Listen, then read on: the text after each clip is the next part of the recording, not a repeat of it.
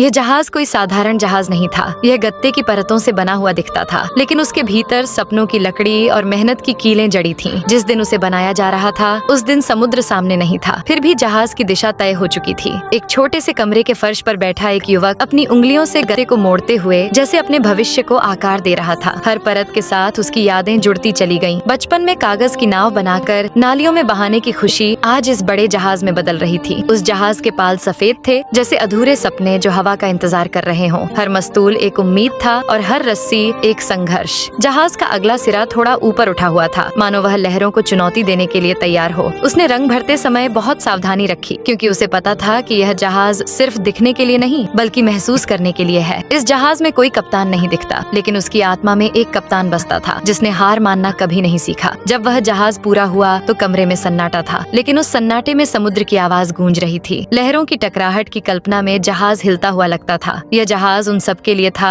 जिन्होंने सीमित साधनों में बड़े सपने देखे। यह जहाज उन रातों का प्रतीक था जब थकान के बावजूद हाथ चलते रहे। यह जहाज उन दिनों की कहानी कहता था जब लोगों ने कहा यह मुमकिन नहीं है, लेकिन जवाब में सिर्फ काम हुआ। इसके पालों में उम्मीद की हवा भरी थी और डेक पर विश्वास की रोशनी। अगर यह जहाज कभी समुद्र में उतरे तो शायद डूबे नहीं, क्योंकि इसे बनाने वाले के इरादे बहुत मजबूत थे। यह जहाज बताता है कि मंजिल तक पहुंचने के लिए असली लकड़ी नहीं चाहिए होती, बल्कि सच्ची लगन चाहिए होती है। गत्ते का बना यह जहाज समय की लहरों पर तैरता हुआ हर उस इंसान को आवाज देता है जो डर के कारण अपने सपनों को किनारे पर छोड़ देता है। यह कहता है, उठो, अपने हाथों से अपना जहाज बनाओ। चाहे साधन छोटे हों, लेकिन सोच विशाल होनी चाहिए, क्योंकि जो जहाज हौसले से बनते हैं वे किसी न किसी दिन अपने समुद्र जरूर पा लेते हैं। लगभग अब भैया जी का जहाज कंप्लीट होने वाला है, लेकिन उसे आगे देखने से पहले रुक जा बालक, आज रात तेरे दोनों माँ बाप खत्म हो जाएंगे। अगर उन्हें सही सलामत देखना चाहता है तो इस वीडियो को लाइक और चैनल को सब्सक्राइब करें और कमेंट में जय माता दी लिखना ना भूले। लास्ट में भैया ने काफी अच्छा जहाज बनाया,